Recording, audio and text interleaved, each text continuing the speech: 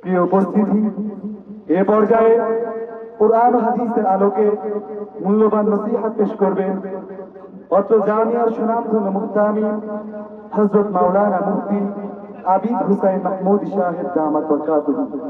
হযরতকে কুরআন হাদিসের আলোকে মূল্যবান নসিহত পেশ করার জন্য সবিনয় অনুরোধ জানানো যাচ্ছে। السلام عليكم ورحمة الله. نحمده ونستعينه ونستغفره ونؤمن به ونتوكل عليه ونعوذ بالله من شرور أنفسنا ومن سيئات أعمالنا. من يهده الله فلا مضل له ومن يضلله فلا هادي له. ونشهد أن سيدنا وسندنا وحبيبنا وطبيب قلوبنا ومولانا محمدا عبده ورسوله. أعوذ بالله من الشيطان الرجيم. بسم الله الرحمن الرحيم. الرحمن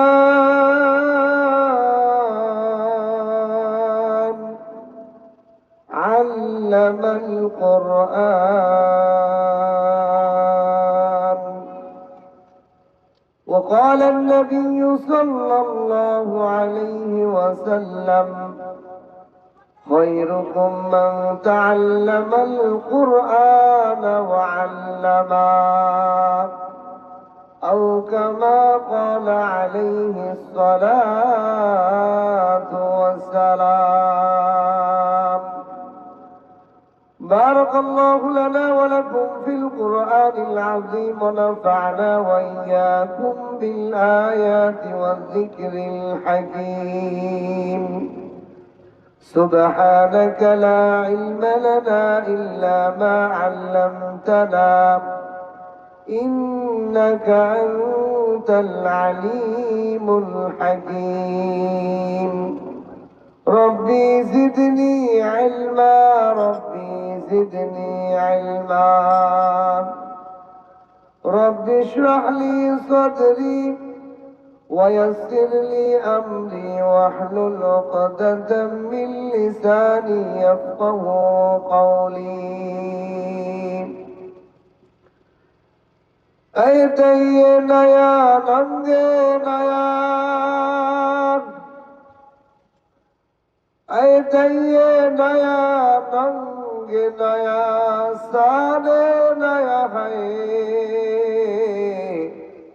नाम मुसलमान तेरा काम कुफर है। ऐतये नया रंगे नया, ऐतये नया नंगे नया, साने नया है। नाम मुसलमान तेरा काम कुफर है। दुनिया में हो दुनिया का तलबगार नहीं हो, बाजार से गुजरा हो खरीदार नहीं हो। बाजार से गुजरा हो खरीदार नहीं हो। কোথায় তোমার বাড়ি গাড়ি, কোথায় তোমার বাড়ি গাড়ি, কোথায় তোমার ব্যাংক ব্যালেন্স। মইরা গেলে সব কিছুই হইয়া যাবে শেষ, মইরা গেলে সব কিছুই হইয়া যাবে শেষ। ঠিক কিনা? চোখটা বুঝে যাওয়ার সাথে সাথে এই দুনিয়ার সব কিছু আমার আপনার সামনে মিশা হয়ে যাবে। यही हम सब मुसाफिर है, वही आखिर ठिकाना, कोई आगे रवाना है, कोई पीछे रवाना। यही हम सब मुसाफिर है, वही आखिर ठिकाना, कोई आगे रवाना है, कोई पीछे रवाना। इब्तिदा में है नमाज, इम्तिहाने है नमाज, मैं ये तेरी जिंदगी कद पीर मौला हक नमा।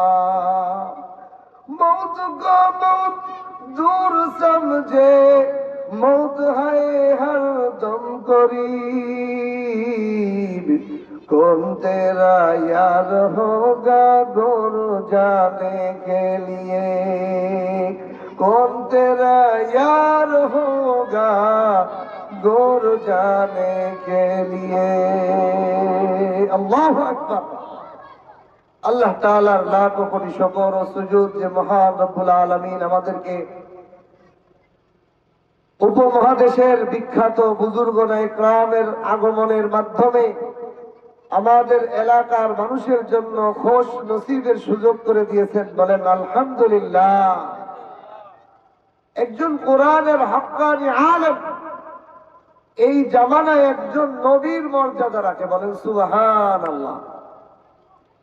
আল্লাহ তাআলা যাকে কোরআনের ইলম দান করেন, এমন একজন আলেম যাকে আল্লাহ তাআলা ইলমের মতো দামি নূর দান করেছেন, এই পৃথিবীর বুকে তার সবচেয়ে বড় দামি রহমত এবং বরকত আল্লাহ তাআলা দান করেছেন। বলেন সুবহানাল্লাহ।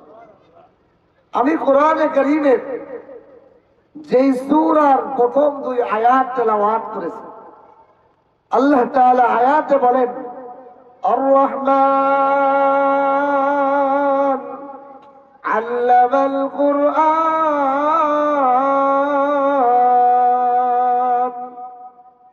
দয়াময় আল্লাহ কোরআন শিখাইছেন। বলেন সুবহানাল্লাহ। দুনিয়ার শিক্ষার মধ্যে যে শিক্ষক যে পাঠটা পড়ায় শিখায়, সে দাবি করে আমি শিখাই, কিন্তু আল্লাহর কালাম কোরআনের শিক্ষক ডাইরেক্ট আল্লাহ তাআলা বলেন নাই তোমরা যে শিক্ষকের কাছে, যে উস্তাদের কাছে তোমরা কোরআন শেখো, ওই উস্তাদ তোমাকে শিখায় না, বরং আমি আল্লাহ তোমাকে কোরআন শিখাই। বলেন সুবহানাল্লাহ। কেমনে? দুনিয়ার শিক্ষার উস্তাদের কোনো সনদ লাগে না, ধারাবাহিকতা লাগে না, যে আমি যে উস্তাদের কাছে কিতাবটা পড়বো, ওই কিতাব কোন উস্তাদের কাছে পড়ছে এর কোনো ভ্যালু নাই। উস্তাদ পড়াইতে পারলেই হয় তার কাছে আমি পড়ছি। কিন্তু আল্লাহর কালাম কোরআনের শিক্ষার সূত্র আছে, ধারাবাহিকতা আছে। একজন বাচ্চা যখন একজন হুজুরের কাছে, হাফেজের কাছে কোরআন তেলাওয়াত শেখে, তো ওই হাফেজের উস্তাদ একজন আর একজন হাফেজ হতে হয়, তার একজন উস্তাদ থাকে, তারও একজন উস্তাদ থাকে। এইভাবে উস্তাদদের ধারাবাহিকতায় হযরত মুহাম্মদুর রাসূলুল্লাহ সাল্লাল্লাহু আলাইহি ওয়াসাল্লাম পর্যন্ত যাবে কিনা? উস্তাদের উস্তাদ, উস্তাদের উস্তাদ, উস্তাদের উস্তাদ। এই কোরআনের শিক্ষার আলিফ থেকে নিয়ে শুরু করে সূরা নাস পর্যন্ত যত আয়াত আপনি পড়া শেখেন, এটা কোনো না কোনো আলেমের কাছে শেখেন, আর ওই আলেম আরেকজন আলেমের কাছে শেখেন। এইভাবে যেতে যেতে যেতে রাসূলুল্লাহ সাল্লাল্লাহু আলাইহি ওয়াসাল্লামের থেকে শিখছে সাহাবায়ে কেরাম। রাসূল কার কাছ থেকে শিখছেন? রাসূল হয় ডাইরেক্ট ওহী আল্লাহ থেকে শিখছেন, অথবা জিবরাইলের মাধ্যমে শিখছেন। বলেন সুবহানাল্লাহ। জিবরাইলকে কে শিখিয়েছেন? আল্লাহ। এই জন্য আল্লাহ তাআলা মাঝখানের এই কথাকে গোপন করে বলেন আমি কোরআন শিখাই। বলেন সুবহান। আর রহমান আল্লামাল কুরআন, দয়াময় আল্লাহ মানুষদেরকে কোরআন শিখান। এখন প্রশ্ন হয়, আল্লাহ পাকের অনেকগুলো নাম আছে, 99টা নাম হাদিসে বর্ণিত আছে। ফখরুদ্দিন রাজি রহমাতুল্লাহ আলাইহি উনি 5000-এর মতো নামের কথা উল্লেখ করেছেন। বলেন সুবহানাল্লাহ। আল্লাহ পাকের গুণবাচক অনেক নাম আছে। এই হাজার হাজার নামের মধ্য থেকে আল্লাহ তাআলা সূরা আর রহমানের মধ্যে আর রহমান নামটা কেন ব্যবহার করছেন? আল্লাহ তো এরকম বলতে পারতেন আল্লাহ আল্লামাল কুরআন, বলতে পারতেন কিনা? আল্লাহ বলতেন আল মালিক আল্লামাল কুরআন, আল্লাহ বলতে পারতেন আর রাজ্জাক আল্লামাল কুরআন, আল্লাহ বলতে পারলেন রাব্বুন আল্লামাল কুরআন, এরকম তো বলতে পারতেন। আল্লাহ তাআলা কোরআন শিক্ষার সাথে রহমান শব্দ ব্যবহার করলেন কেন? মুফাসসিরিন ইকরাম বলেন আল্লাহ পাকের এই রহমান নামের দিকে ডুব দিয়ে দেখো কি বলে। আল্লাহ পাকের রহমানের নামের দিকে যদি আমরা গবেষণা দেই, নজর দেই, রহমান কাকে বলে? রহমান দুনিয়া, রহমান বলা হয় এমন দয়াকে যে বন্ধুকেও খাওয়ায়, শত্রুকে খাওয়ায়, দুশ্মনকেও খাওয়ায়, মুহাব্বতের মানুষকেও খাওয়ায়। সুবহানাল্লাহ। রহমান ওই সত্তাকে বলে যিনি যে ওনাকে মানে না তার খাবারও হজম করান। বলেন সুবহানাল্লাহ। যেই নাস্তিক বলে দেয়ার ইজ নো গড, আল্লাহ বলতে কেউ নেই, বলেন নাউজুবিল্লাহ, ওই নাস্তিকের জবানে কথা বলার শক্তিও কে দান করেন? রহমান। যে হিন্দু আল্লাহকে বাদ দিয়া মূর্তির কাছে মাথা নত করে, মূর্তির কাছে সাহায্য চায়, ওই হিন্দু, ওই বিধর্মী, ওই পূজারীকেও আল্লাহ তাআলা খাবার খাওয়ান, হজম করান, তাকেও কথা বলার শক্তি দান করেন। তিনি হলেন কে? তিনি হলেন রহমান। এই দুনিয়ার বুকে যে বন্ধু আর যে শত্রু সবাইকে দয়া করে, এই দয়ার নামই হলো রহমান। বলেন সুবহানাল্লাহ। মুফাসসিরিন ইকরাম বলেন আল্লাহ তাআলা কুরআন শিখার ক্ষেত্রে রহমান শব্দ কেন ব্যবহার করছেন? কারণ হলো এই পৃথিবীতে যত ধরনের দয়া আল্লাহ তাআলা বান্দা এবং মাখলুকের প্রতি করেন, সমস্ত দয়ার মধ্যে সবচেয়ে বড় দয়া হলো বান্দার প্রতি, যাকে আল্লাহ কোরআন শিখান। সুবহানাল্লাহ। পৃথিবীর বুকে সবচেয়ে বড় দয়া কি? যাকে আল্লাহ কোরআন শিখান। এইটা বোঝানোর জন্য আল্লাহ অন্য কোন নাম ব্যবহার করেন নাই। কোরআনের শিক্ষার সাথে সাথে আল্লাহ আল্লাহর গুণবাচক নাম রহমান ব্যবহার করছেন। রহমান নাম করে বুঝাই আল্লাহ বুঝাইলেন, ও দুনিয়ার মানুষ, রহমানের যদি দয়া দেখতে চাও আর সর্বোচ্চ দয়া দেখতে চাও, তাহলে সর্বোচ্চ দয়ার মান হলো যাকে আল্লাহ তাআলা এই পৃথিবীতে কোরআন শিক্ষা দিয়েছেন। সুবহান। কোরআন শিক্ষার দ্বারা কি হয় না? আপনারা চিনেন পাকিস্তানের বড় একজন ইসলামিক দায়ী তারেক জামিল সাহেব, ওনাকে একবার ওই দেশের প্রেসিডেন্ট পারভেজ মুশাররফ ওনাকে রাজধানীর প্রেসিডেন্টের বাসভবনে রাতের ডিনার করতে দাওয়াত দিয়েছেন, খানা খেতে।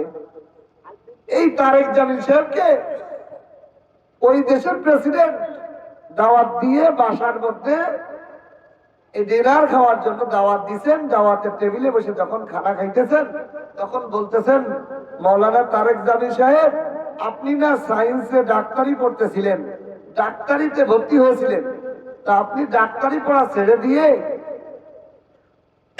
কেন এই মোল্লাগিরি পড়ার মধ্যে আসলেন, কোরআন পড়তে আসলেন? আপনি তো ডাক্তার হলে একজন দিনদার ভদ্র ভালো ডাক্তার হতেন, দেশের মানুষের অনেক উপকার হতো, আপনি ডাক্তারি পড়া ছেড়ে দিলেন কেন?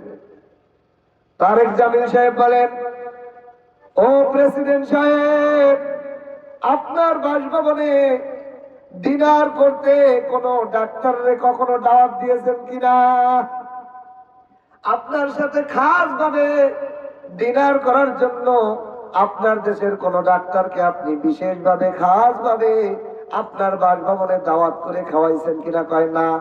কোন ডাক্তারের দাওয়াত করে খাওয়াই নাই। কয় আমারে কেন খাওয়াইলেন?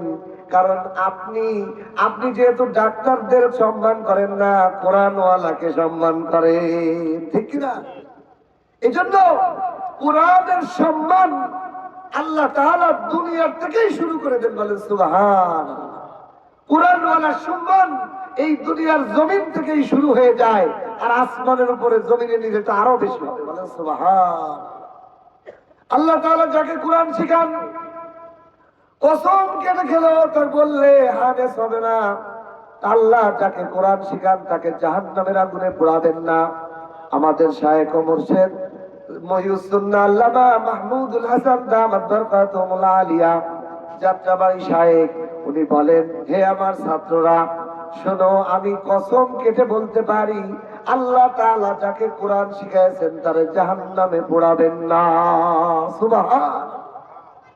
যদি আল্লাহ কাউরে কোরআনের হাফেজ, কোরআনের আলেমকে জাহান্নামে পোড়াইতেই হয়, তাহলে আল্লাহ তাআলা তার সিনা থেকে কোরআন মুছে দিবেন।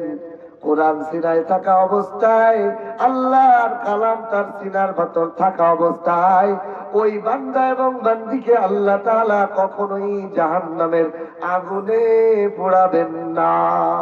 সুবহানাল্লাহ। এজন্য নিজে কোরআন পড়া, নিজের সন্তানদেরকে কোরআনের আলেম বানানো, নিজের সন্তান নাতিপোতাদেরকে কোরআনের আলেম বানানো। আল্লাহ তাআলা যেই পরিবার, যেই সন্তান, যেই ব্যক্তিকে কোরআনের ইলম দান করলেন, এই পৃথিবীর বুকে ওই লোকটাকে সবচেয়ে বড় দয়া করেছেন আল্লাহ এই রহমানের মধ্যে বুঝাইয়েছে। আর রহমান আল্লামাল কুরআন, দয়াময় আল্লাহ যাকে কোরআন শিখান তাকে এই পৃথিবীর বুকে সবচেয়ে বড় দয়া করেন। আর একটা ঘটনা বললে বুঝবেন। আমাদের উপমহাদেশের বিখ্যাত আলেম হাকিমুল উম্মাত আশরাফ আলী থানভী রাহমাতুল্লাহ আলাইহি, যার নাম শুনে নাই এমন কোন মুসলমান নাই, সবাই তার নাম জানি। হাকিমুল উম্মাত আশরাফ আলী থানভী, সবাই আমরা নাম জানি। আল্লাহ তাআলা উনার মালফুজাতের মধ্যে উনি নিজে ওনার ঘটনা লেখেন। ওনার বাবা, ওনারা ছিলেন দুই ভাই। এই দুই ভাই, একজন ছিল বড় আর একজন উনি হলো আশরাফ আলী।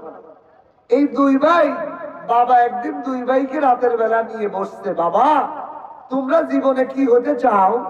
বাবা সন্তানদেরকে ডেকে আনে পরামর্শ করতে বসছে। আশরাফ আলী থানভী রাহমাতুল্লাহ আলাইহি বড় ভাই, তিনি বাবাকে বললেন, বাবা আমি দারোগা হইতে চাই। দারোগা? কয় কেন হইতে চাও তুমি দারোগা? কয় আমি এই জন্য দারোগা হতে চাই, দারোগা তার পকেটে পিস্তল নিয়ে ঘুরতে পারে, আমিও একটা পিস্তল নিয়ে ঘুরতে চাই। দুই নম্বর হলো, দারোগা যখন এলাকায় আসে সবাই তাকে ভয় পায়, সবাই তাকে ভয় পেয়ে পলায়, তাকে চেয়ার আগায় দেয়, সম্মান করে। এই জন্য আমি দারোগা পড়তে চাই, দারোগা পড়ালেখা করতে চাই, দারোগা হতে চাই। এইবার আশরাফ আলী থানভী রহমাতুল্লাহ বাবা আশরাফ আলীকে বললেন, ও আশরাফ তুমি কি পড়তে চাও? কয় আমি হাজী সাহেব হুজুর পড়তে চাই। সুবহানাল্লাহ বলে, কয় আমি হাজী সাহেব হুজুর পড়তে চাই। অর্থাৎ ওই জামানায় হাজী ইমদাদুল্লাহ মহাদেব মক্কি ছিল ভারত মহাদেশের সবচেয়ে বড় আলেম। সুবহানাল্লাহ। ওনাকে সংক্ষেপে মানুষ হাজী সাহেব হুজুর বলতেন। যেমন বর্তমানে আমাদের সমাজে, আমাদের যুগে আমরা আহমদ শফি সাহেব হুজুররে আমাদের যুগের সবচেয়ে বড় আফজাল কুতুব মনে করি, ঠিক কিনা? তো ওই যুগে হাজী ইমদাদুল্লাহ মহাজনী মক্কিকে ওই যুগের মানুষ হাজী সাহেব হুজুর নামে চিনত। আশরাফ আলী থানভী রাহমাতুল্লাহ আলাইহি বলেন, বাবা আমি হাজী সাহেব হুজুর পড়তে চাই, হাজী সাহেব হুজুর হইতে চাই। বাবা বললেন কেন? কয় ওই হুজুর যখন আমাদের এলাকায় আসে সবাই তার কথা শোনার জন্য, তার বয়ান শোনার জন্য সবাই দলে দলে তার কাছে আসে, তাকে সম্মান করে, মুসাফা করে, দোয়া নেয়। কয় এটা তো সম্মান তো দারোগারেও করে, তুমি কেন হাজী সাহেব হুজুর হইতে চাও? কয় হুজুর বাবা দারোগা যখন চলে যায় তখন মানুষ থু মারে এবং জুতা মারে, কয় ঘুষখোর বাটপার, ঘুষখোর বাটপার কয়ে তারে গালি মারে পিছে পিছে। কিন্তু হাজী সাহেব হুজুর যখন এলাকা ছেড়ে যায় প্রতিটা মুসলমান তার বিরহে তার বিচ্ছেদে চোখের পানি ফেলে আর কান্দে, হুজুর আর কবে আপনারে পাবো, হুজুর আপনার সহবতে আর কবে আপনার নসিহত শুনতে পারবো। হুজুরের মায়ায় চোখের পানি ভাসাইতে থাকে, তাদের মহব্বত আমাকে বড় কাঁদায়। এই জন্য আমি হাজী সাহেব হুজুর হইতে চাই, আমি দারোগার ইন্সপেক্টর হইতে চাই না। আশরাফ আলী থানভী রহমাতুল্লাহ লেখেন, ওনার বাবা দুই ছেলেকে দুই রকমই পড়াইছে। আমাদের সমাজেও আছে অনেক বাবা কয় একটারে দিলাম দুনিয়া আর একটা দিলাম আখিরাত। আচ্ছা আপনারা যদি দুইটা ব্যবসা দেওয়া হয়, একটা হলো 1000 টাকা ব্যবসা আর একটা হলো 1 লাখ টাকা ব্যবসা হবে, আপনি কি আপনার টাকা কবেন যে এইটাও একটু ইনভেস্ট করি এটাও একটু ইনভেস্ট করি, তার যেটা বেশি লাভ হয় সেটাই করবেন ইনভেস্ট। যেটা 1 লাখ টাকা লাভ হয়, দুনিয়ার বুকা যদি আমরা কেউ পাগল হই নাই, দুইটা অপশন, একটার মধ্যে মাত্র 1000 টাকা লাভ হয় আর একটার মধ্যে 1 লাখ টাকা লাভ হয়, আমার যত টাকা আছে সব 1 লাখ টাকার মধ্যে ইনভেস্ট করে দেবো, ঠিক কিনা? কিন্তু আমাদের সমাজের মানুষ কয় একটার হলো দুনিয়ার জন্য বানাইলাম আর একটার হলো আখিরাতের জন্য বানাইলাম। না আউযুবিল্লাহ বলেন। আশরাফ আলী থানভী রহমাতুল্লাহ বাবা বড় ছেলের জেনারেল পড়াইছে, ছোট ছেলে আশরাফ রে মাদ্রাসায় পড়াইছে। বড় ছেলের জেনারেল পড়ালেখা করিয়া সে ইন্সপেক্টর দারোগা হয়েছে ঠিকই, আর আশরাফ আলী থানভীও থানভী হয়েছে, বলেন সুবহানাল্লাহ। আশরাফ আলী থানভীও থানভী হয়েছে। আশরাফ আলী থানভী রহমাতুল্লাহ আলাইহি যেই পড়া পড়ছে এই পড়ার মধ্যে কোনো রিটার্ড নাই, কোনো অবসর নাই। আলেম কখনো রিটার্ড হয় না। দুনিয়ার যত শিক্ষা আছে, দুনিয়ার যত পড়ালেখা আছে, সব পড়ালেখার রিটার্ড আছে। চাকরির পরে 30 বছর পরে কয় আপনার দ্বারা আর কোনো চাকরি চলবে না, আপনার সার্টিফিকেটের মেয়াদ শেষ, 30 বছর চাকরি করছেন, আজ থেকে আপনি রিটার্ড পারসন। কিন্তু আল্লাহর কালাম যদি কেউ একবার শেখে, দুনিয়ার হায়াতে রিটার্ড নাই, আখিরাত তো সম্মান আর সম্মান, আর আখিরাতের তো অগণিত সম্মান রয়েছে। সুবহান। আশরাফ আলী থানভী রহমাতুল্লাহ আলাইহি বলেন, উনার মালফুজাতের মধ্যে লেখেন, আমার এই বড় ভাই দারোগা হয়েছিল, 30 বছর চাকরিও করছে, করার পরে রিটার্ড হওয়ার পরে বৃদ্ধ বয়সে এসে আমি আশরাফ আলী থানভীর কাছেই মুরিদ হইছি, বলেন সুবহান। ওই ইন্সপেক্টর নিজে নিজে আফসোস করে বলছে, ভাই তুই তো আসলটা জিতে গেলি, আমি তো ঠকে গেলাম। আমি দারোগা ঠিকই হইলাম, 30 বছর পরে আর কেউ আমার দারোগা বলে না, চাকরি যখন শেষ তখন আর কেউ দারোগা বলবে। কিন্তু আলেম যদি একবার আলেম হইয়া যায়, মরার পরেও মানুষ বলে আলেমের লাশ, ঠিক কিনা? দুনিয়ার চোখের সামনে আল্লাহ আমাদের জন্য রেখে দিয়েছেন স্যাম্পল, হাজার হাজার স্যাম্পল রেখে দিয়েছেন, উদাহরণ দিয়ে রেখেছেন আল্লাহ। ও দুনিয়ার মানুষ, কোনটার পিছে দৌড়াইতেছো? পলিটিকার পিছে দৌড়াইতেছো? হুঁশ নেই তোমার? কেদারপুর ও কেদারপুর ও কেদারপুর, আসল বাড়ি ফেলাইছো দৌলতপুর। তুমি কি করতেছো, কি খেলা করতেছো? কোন দিকে তুমি অর্জন করার জন্য দৌড়াইতেছো বান্দা? তোমার আসল গন্তব্য কি? তোমার মালিকের পরিচয় তোমার জানা নাই, তুমি কোরআন পড়ো না, তোমার মালিককে চিনবা কেমনে? আশরাফ আলী থানভী রহমাতুল্লাহ আলাইহি উনি উনার ভাইয়েরও পিসা হয়ে গেছেন, বলেন সুবহানাল্লাহ। তাহলে ভাই, বড় ভাই জিতছে না আশরাফ আলী জিতছে? কোরআনওয়ালারা দুনিয়াতেও জিতা, আখিরাতেও জিতা, বলেন সুবহানাল্লাহ। এমন এক শিক্ষা, যে শিক্ষার মান দুনিয়ার কেউ কমাইতে পারে না। কারণ এর একটা কারণ আছে। আল্লাহ পাকের একটা নাম হলো আলিম। আল আলিম আল্লাহ পাকের একটা সিফাতি নাম। আল্লাহ বলে, আমার এলেম যারা অর্জন করে, আমার কালামের, আমার কিতাবের এলেম যারা অর্জন করে, আমি আমার এই নামটা ওই আল্লাহর আমার বান্দাকে দান করে দেই। সুবহান। আল্লাহর একটা নাম হলো হাফিজ। আল্লাহর একটা নাম কি?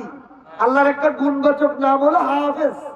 এই জন্য আল্লাহ বলেন, আমার কালামের যারা হাফেজ হয়, আমার কালামকে যারা মুখস্থ করে, আমি আমার ওই বান্দাকে আমার এই গুণবাচক নামটা হাদিয়া দিয়ে দিলাম। এই জন্য কোরআন হাফেজ যারা করে, আমরা তাদেরকে হাফেজ সাহেব বলি কিনা? হাফেজ সাহেব বলি, বলেন সুবহানাল্লাহ, আল্লাহু আকবার। এজন্য আমাদেরকে নিজেরা আলেম হতে হবে, কোরআন পড়নেওয়ালা হতে হবে। কোরআন যখন কেউ পড়ে আল্লাহ পাকের রহমতের দৃষ্টি তার প্রতি পড়ে। কোরআন তেলাওয়াতের মাধ্যমে বান্দার সাথে আল্লাহ পাকের একটা কানেকশন তৈরি হয়। বান্দা যখন আল্লাহর কালাম তেলাওয়াত করে আল্লাহর সাথে, দেখেন এখানে যে বাতি আছে, এই বাতিতে যদি কারেন্টের একটা লাইন তার না লাগে তা বাতি জ্বলবে? বাতি জ্বলবে না। তা আল্লাহ মোহাম্মদ, আল্লাহর কালাম যখন কোনো বান্দা তেলাওয়াত করে, ওই বান্দার কলমের মধ্যে আল্লাহ পাকের মোহাম্মতের একটা লিঙ্ক, একটা তার লেগে যায়। বলেন সুবহান। এই জন্য আল্লাহ কোরআনে কারীমের মধ্যে অন্য আয়াতে বলেন, ওয়াইযা তুলিয়াত আলাইহিম আয়াতু যাদাতুম ঈমানা। আল্লাহর কালাম যখন তেলাওয়াত করা হয় তখন তোমাদের ঈমান বেড়ে যাবে, আমলের জজবা বেড়ে যাবে, আল্লাহর মহব্বত বেড়ে যাবে, আল্লাহর পরিচয় তোমার সামনে খুলে যাবে। আল্লাহর কালাম পড়ার কারণে তোমার সামনে আল্লাহকে দেখা যাবে। বলেন সুবহান। আজ আমরা যে যারে ভালোবাসে তারা যদি না চেনে ভালোবাসতে পারে? ভালোবাসতে হলে তো আগে আপনার চিনতে হবে, এটা যে আমার পুত, এটা যদি আমি না চিনি তা আমি মহব্বত করবো কেমনে? ঠিক কিনা? আমার উস্তাদ ও মোহতারাম ফরিদউদ্দিন আল মুবারক রহমত দামাত বরকাতুল আলিয়া, উনি সুন্দর একটা উদাহরণ দিয়ে বোঝায়। কয় এক বাবা এক যুবক বিয়ে করছে, বিয়ে করার পর সে তার বিবির সাথে কিছুদিন সময় কাটাইয়া প্রবাস জীবনে বিদেশে চলে গেছে। প্রবাস জীবনের জন্য কোথায় চলে গেছে? বিদেশ চলে গেছে। এখন যখন বিদেশে গেছে, ওই যুগে চিঠি ছাড়া কোনো যোগাযোগ, টেলিফোন আর এই মোবাইল ছিল না। এখন অনেক দিন বিদেশে রয়েছে, এদিক দিয়ে তার বিবির গর্ভে একটা সন্তান আসছে, ছেলে সন্তান। ছেলে সন্তানটা 1 বছর পরে জন্ম হয়েছে। জন্ম হওয়ার পর এই ছেলে আস্তে আস্তে বড় হয়েছে। বাবা তো বিদেশে টাকা কামাইতে গেছে, আর আসার দাম নাই। 25 বছর পার হয়ে গেছে। কত বছর? 25 বছর পার হয়ে গেছে। এই 25 বছর পর, এই 25 বছর যখন পার হয়ে গেছে, এখন 25 বছর পর একটা চিঠি লিখছে বাবা তার বিবির কাছে, তার মায়ের কাছে চিঠি লিখছে, ওগো আমার বিবি, আমি অমুক তারিখ শাহজালাল বিমানবন্দরে রাত 3টার সময় ল্যান্ড করব। আমার ছেলে আব্দুর রহমানকে তুমি এয়ারপোর্টে আমাকে রিসিভ করার জন্য পাঠায় দিও। চিঠি লিখছে। চিঠি লেখার কারণে মা এই চিঠি পড়ে ছেলের বলে, বাবা তোমার বাবা আসতেছে অনেক বছর পরে, 25 বছর পরে। তুমি তো তোমার বাবারে দেখো নাই কোনোদিন, কোনো মোবাইল নাই, কোনো কিছু নাই, ছবি দেখো নাই, তোমার বাবার কোনো ছবি নাই, তুমি তোমার বাবাকে আনতে যাও। ছেলে বলে, মা আপনি কেমন কথা কন, আমি তো আমার বাপরে আনতে যাবই, আমি যাবো না তা কে যাবে? আমার বাপরে তো আমি আনতে যাব, কিন্তু বিষয়টা একটা সমস্যা আছে। তা কি সমস্যা? আমি তো আমার বাবারে দেখি নাই, চিনি না, আমার বাবার জন্মের পরে আমি দেখি নাই, আমার বাবারে তো আমি কোনোদিন দেখি নাই।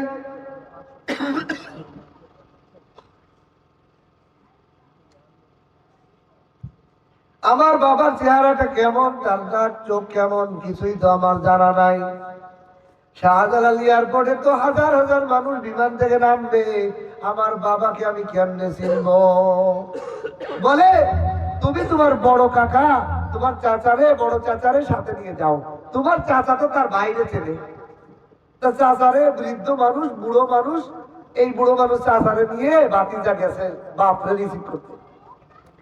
এখন এয়ারপোর্টে গেছে, ঈশান নামাজ যায় পড়ে অবস্থান করতেছে, রাত 3টায় ফ্লাইট।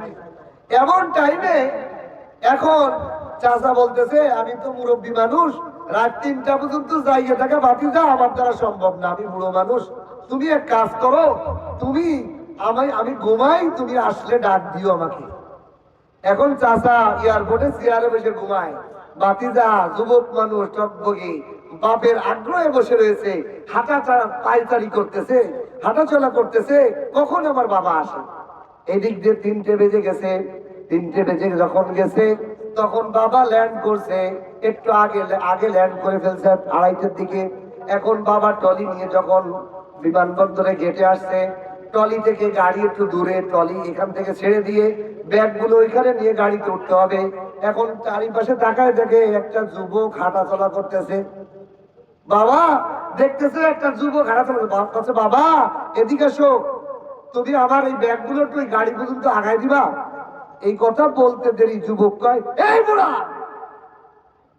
কাম পাও না, আমি আমার কুলি মনে করছো নাকি? আমাকে তুমি কুলি মনে করছো? আমি আমার বাপের মত বোঝা বহন করতে আসছি, আমি কি তোমার বোঝা বহন করবো নাকি? তুমি আমার বোঝো নাই, আমি কুলি না। এই বুড়া তুমি অন্যদিকে চেষ্টা করো, আমারে বিরক্ত করিও না। আমি আসছি আমার বাবার বোঝা বহন করতে। যেই চিল্লান দেশে এই বুড়া কইয়া এইদিকে চাচার কাছে গম ভাঙ্গিয়া, চাচা গম থেকে উঠে থাকে আমার ছোট ভাই আব্দুর রহিম তার ছেলে আব্দুর রহমানকে, রহমান তার সাথে ঝগড়া করতেছে। বলে সুবহানাল্লাহ। চাচা বলে, ও ভাতিজা আব্দুর রহমান, তুমি কার সাথে ধমক দিয়ে কথা বলতেছো রে ভাতিজা? এটাই তোর বাপ আব্দুর রহিম, আমার ছোট ভাই আব্দুর রহিম তোর বাবা রে ভাতিজা। কারে তুই ধমক দিস? তুই তো চিনতে পারিস নাই, এটাই তোর বাবা। এখন বলেন, এই সন্তানের মাথার উপর আসমান ভেঙে পড়ছে না? যাকে মনে করছে বুড়াকে গালি দিয়েছে, বুড়াকে ধমক মারছে, এখন পায়ের মধ্যে পড়িয়া আব্দুর রহমান কান্দে। ও বাবা, আপনারে আমি চিনতে পারি নাই, না চিনার কারণে আপনাকে আমি সম্মান করতে পারি নাই রে বাবা। আমি চিনতাম আপনাকে নয়, আপনার ব্যাটিং সহ মাথায় উঠাইতাম। শুধু ব্যাগ নয়, আজকে আপনাকেও আমি ঘাড়ে তুলে নিয়ে যাব। সুবহানাল্লাহ, ঠিক না? না চিনলে সম্মান করা যায় না। যারা আল্লাহকে চেনে নাই, আল্লাহর হুকুম মানতে পারে না, নামাজ পড়তে পারে না, পর্দা করতে পারে না, হালাল হইতে পারে না, হারাম থেকে বাঁচতে পারে না। যারা আল্লাহকে চেনে নাই, তার কাছে হালাল আর হারাম কি সে তো বোঝে না। এই জন্য আল্লাহকে চিনতে হবে, আর আল্লাহকে চিনার একমাত্র মাধ্যম হলো কোরআন, কোরআন, কোরআন। চুষামে এলমে বায়াদ গুদা কে বেএলম না তাওয়া খুদার আশানা, কে বেএলম না তাওয়া খুদার আশানা। এলেম ছাড়া আল্লাহকে চিনা যায় না। এলেম ছাড়া কি জানে না? আল্লাহকে চিনা যায় না। এই জন্য আমরা কোরআন পড়তে পারবো না ইনশাআল্লাহ। কোরআন নিজেও পড়তে হবে, আমার সন্তান, আমার পরিবার, আমার মেয়ে, বিবি, আমার মেয়ে, সকলকে কোরআন ওয়ালা বানাইতে হবে। আর কোরআন না পড়লে আল্লাহকে চিনা যায় না, আল্লাহর হুকুম মানানো যায় না, আল্লাহর প্রতি মহব্বত হয় না। যেমন ছেলেটা তার বাবাকে না চিনে তার বোঝা বহন করতে পারতেছে না, আর চিনার পরে সব মাথায় উঠাই দিতেছে। এই জন্য আল্লাহকে চিনতে হবে, আল্লাহর কুদরত চিনতে হবে। আমরা পারবো না ইনশাআল্লাহ। আল্লাহ তাআলা আমাদের সকলকে আল্লাহর কালাম বেশি বেশি তেলাওয়াত করার তৌফিক দান করেন। নিজেদের সন্তানকে মাদ্রাসায় দিব, বাতিজা নাতি মুতা যারা আছে সকলকে কোরআনের আলেম বানানোর চেষ্টা করব। আল্লাহ তাআলা আমাদের সকলকে তৌফিক দান করে বলেন আমিন। ওয়া আখিরু আলহামদুলিল্লাহি রাব্বিল আলামিন।